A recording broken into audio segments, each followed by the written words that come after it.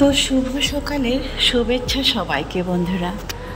তো তোমরা দেখতে পাচ্ছ আজকে সকাল সকাল শাড়ি পরে আছি। হ্যাঁ, যেহেতু একটু দেরি করে স্নানটা করলাম, যেতে হবে বাজারে, তাই ভাবলাম একবারে স্নানটা করে নিই। বাজার তো যেতেই হবে, রেডি হয়ে নিলাম, তাই একটু তাড়াতাড়ি করে আর নাইটি পরলাম না, একবারই শাড়ি পরে নিলাম। বাজার বলতে আজকে রেশনটা নিয়ে আসবো, তারপরে কিছু টুকটাক বাজারও আছে। তবে হ্যাঁ, এটা অনেক দিনের ভ্লগ, মোটামুটি 2-3 দিন 3-4 দিন হয়ে গেল, আরও বেশি হতে পারে, কারণ 2 দিন তো ভ্লগ দিইনি, তোমরা বুঝতেই পারছো। তবে আমি খুব অসুস্থ আছি, আজকে কোনো রকমে উঠে সে ভয়েসটা দিচ্ছি। তো বন্ধুরা এখন বাজে হচ্ছে 9টা 41 আর কি, 10টা বাজতে যাচ্ছে। তো সকাল থেকে ব্লগ শুরু করিনি, তো এইমাত্র শুরু করলাম। স্নানটা করে নিলাম সবার প্রথমে।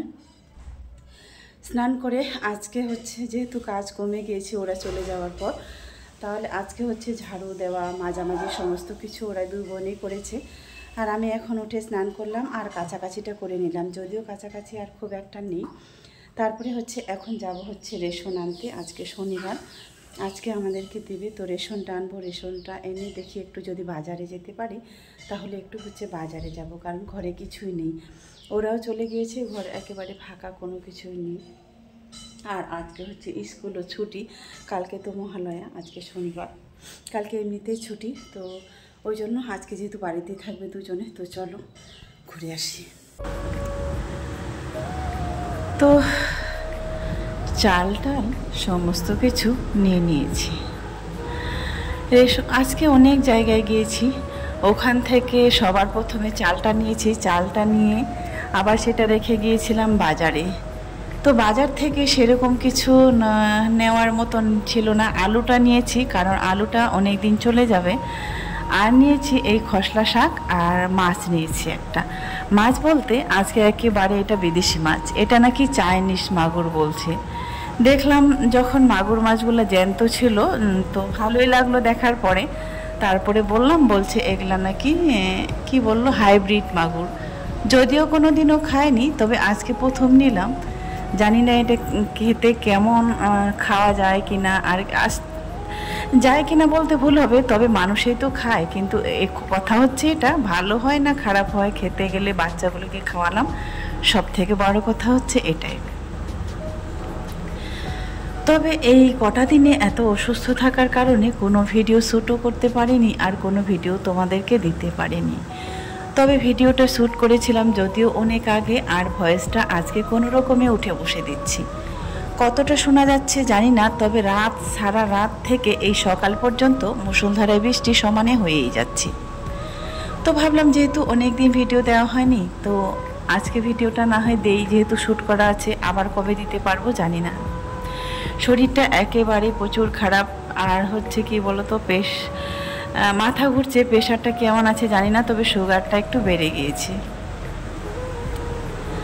একটু বলতে কি ভালোই বেড়ে গিয়েছে, ওষুধ খাওয়া সত্ত্বেও কেন যে সুগারটা এত বেড়ে যাচ্ছে বুঝতে পারছি না। তো ওই মাছটা আজকে রান্না করছি কি বলতো, টমেটো দিয়ে। আমি জানতাম আমার মারা ছোটোবেলায় শিঙ্গি মাছ, মাগুর মাছ কিন্তু টমেটো দিত না।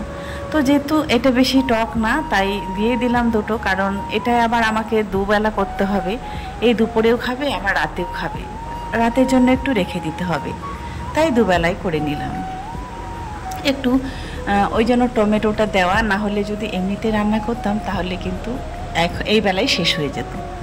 তো চলো মাছটা দিয়ে দিলাম, থালাটা ধুয়ে একটু সামান্য জল দিয়ে দিব।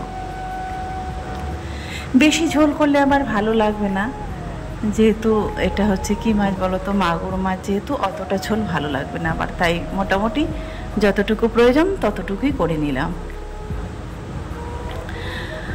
তো এই আজকের দিনটা ছিল কি বলতো, শনিবারের দিন ছিল, দুজনে বাড়িতেই ছিল। শনিবারে ছুটি ছিল নাকি, যাই হোক এতটা মনে পড়ছে না। আমি এদিকে ভাতটা আর মাছটা বসিয়ে দিয়েছি, আর রিয়াকে বললাম শাকটা একটু কুচি করে দিতে। এই খসলা শাকটা অনেক দিন হলো খাওয়া হয়নি, তো ভাবছি আজকে আলু কুচি আর বড়ি দিয়ে করবো শাকটা, কারণ এই শাকটার প্রচুর দাম। এই দুটোই নিলাম তো 15 টাকা দিয়ে, দু আটি শাক। দেখো মানে রান্না করার পরে এমনিতে যদি রান্না করতাম তাহলে কিন্তু এক বাটি হতো না, যেহেতু মেদিনীপুরে শাক খুব কম পাওয়া যায়, শাক এখানে সোনার দামে পাওয়া যায়, এটাই বলবো, যেহেতু পাওয়া যাচ্ছে না। আর খসলা শাকের তো বিশেষ করে আরোই বেশি দাম। রান্না করতে করতেই তখনই একটু করে মাথা ঘুরছিল, আমি আবার চলে আসছি এখানে, ঘরে এসে একটু করে বসছি, আবার যাচ্ছি। তারপরে এতটাই খারাপ লেগেছিল, এতটাই। তো আমি ঘরে এসে বসেছিলাম আর রিয়াকে বললাম একটু শাকটা রান্না করে নে তুই, আমি আর যেতে পারছি না। বিশ্বাস করো, শনিবার থেকেই সেই শরীরটা খারাপ ছিল, আর আজকে হচ্ছে মঙ্গলবার। আগে থেকে যদিও একটু করে খারাপ লাগছিল, তারপরে তো বাড়িতে আত্মীয় স্বজন সবাই ছিল, তো আর কি প্রকাশ করিনি যে শরীরটা খারাপ। কারণ আমাদের মেয়েদের মধ্যে এই অভ্যেসটা আছে যে আমরা অল্পতেই ভেঙে পড়ি না, মায়েদের এটাই নিয়ম। কারণ যেহেতু আমি সংসারের হাল ধরার মানুষ, সহজে কিন্তু আমি ভেঙে পড়ি না, যতক্ষণ পর্যন্ত আমাকে মানে কি বলবো, আমাকে ফেলে না দেয় ততক্ষণ পর্যন্ত আমি আর কি পড়ছি না, তবুও মেরুদণ্ডটা সোজা করে দাঁড়িয়ে থাকি। বিশ্বাস করো বন্ধুরা। আর সেই দিন খেয়ে দিয়ে সারা রাত থেকে আর শান্তি পাইনি, কিছুতেই ঘুম আসছিল না, সারা মেঝেতে শুধু গড়াগড়ি দিচ্ছি। সুগারটা বেড়ে গেলে কি হয় বলো তো, সারা শরীরটা আগুনের মতো যন্ত্রণা হয়। আমার এরকম হয়, কার কীরকম হয় জানি না। মানে মেঝেতে শুয়ে আছি, তাতেও কিন্তু ঠান্ডা হচ্ছে না, এদিকে পাখা চলছে, মেঝেতে শুয়ে আছি, কোনো কিছু বিছায়নি। মার্বেল তো এমনিতেই কতটা ঠান্ডা, তারপরেও কিন্তু সারাটা রাত ছটফট করতে করতে কেটে গেল। তো এই ছিল বন্ধুরা, আর কি বলবো, এখনও বলতে বলতে কিন্তু আমার মানে জিভটা কাঁপছে। তো চলো, তারপরে হচ্ছে তোমাদেরকে এই দুদিনের মধ্যে একটা কথা বলি। সত্যি খুব কষ্ট লাগছে কথাটা বলতে গেলে। আমরা যেহেতু সোশ্যাল প্ল্যাটফর্মে, সোশ্যাল মিডিয়ায় কাজ করি, কথাটা কিন্তু সবার প্রথমে আমাদের কানে আসে, আমাদের চোখে আমরা দেখতে পাই। কারণ কি বলো তো, আমরা সকাল হলে ফেসবুক খুলি, সকাল হলে ইউটিউব খুলি। আমার বিখ্যাত একজন গায়ক জুবিন গার্গ, সত্যি মানে কি বলবো দাদা, বলার কোনো ভাষা নেই। আমি তোমাকে দেখেছিলাম আনন্দলোকে, আমি যখন থেকে আনন্দলোকে তোমাকে দেখি তখন থেকে আমি তোমার ফ্যান হয়ে যাই। আর তারপর সব থেকে বড় কথা হচ্ছে, একের পর এক যে হিট গানগুলো দিয়ে গেছে উপহার, সেটা কোনোদিনও ভোলার মতো নয়। পুরো মানে আসাম জুড়ে যে তোমাকে নিয়ে যে সমালোচনা যেটা হচ্ছে আর কি, তো সত্যি ভাষায় প্রকাশ করার মতো নেই। সব থেকে খারাপ লাগলো কোথায় বলো তো, আমি তো সোশ্যাল মিডিয়া খুলেই বসে আছি, তো ওই মানুষটার জন্য একটা কাকও চোখের জল ফেলছে, একটা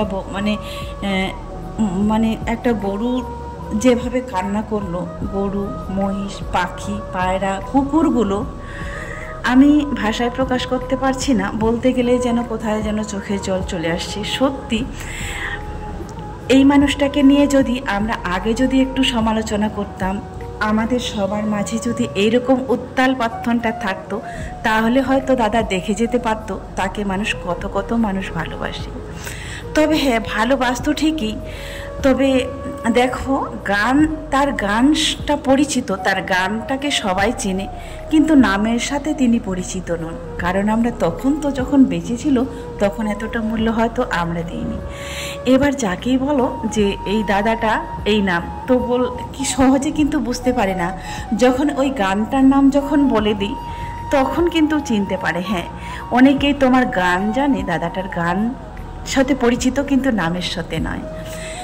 তো এই দুটা দিন শরীর খারাপ থেকে সোশ্যাল মিডিয়ায় যখন খুলি না, তখনই ওই দাদার দৃশ্যগুলো দেখলে চোখের জল চলে আসে। আর কি বলবো, দাদা নাকি 40টা ভাষায় গান করেছেন সবার জন্য। সব থেকে দাদার ওই ডায়লগটা বেশি ভালো লাগে, ওই গানটা আমার খুব মনে পড়ছে। সত্যি বলতে পারছি না কথাগুলো। তো বন্ধুরা, এখন হচ্ছে সন্ধেবেলায়, আর এসছি একটু ছাদের উপরে হাঁটতে। তো এই যে গোল গোল করে এখানে রোজ হাঁটি, আর সুন্দর বাতাসও দিচ্ছে এখানে। আর রিয়ারা যে দুজনেই চলে আসছে, ওরা ওখানে বসে আছে, আর আমি হচ্ছে হাঁটছি। সন্ধেবেলা রোজ হাঁটা হয়, তবে কি বলো তো, রাত হয়ে যায় তারপরে আসি। আজকে একটু তাড়াতাড়ি এসেছি।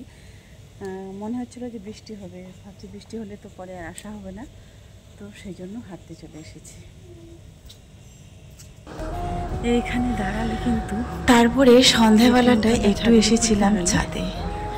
কোনো কিছুতেই ভালো লাগছিল না, মনে হচ্ছিল একটু হাঁটলে মনে হয় ভালো লাগবে, আর একটু ছাদে যাই, নিজেকে স্ট্রং করি, তাহলে মনে হয় ভালো লাগবে। আসলে শরীর যখন অসুস্থ হয়ে পড়ে না, যত চেষ্টা করি না কেন পারি না থামাতে। আর এই দৃশ্যগুলো এখানকার দেখলে তো একেবারে পাহাড়ের মতো লাগে, তাই না?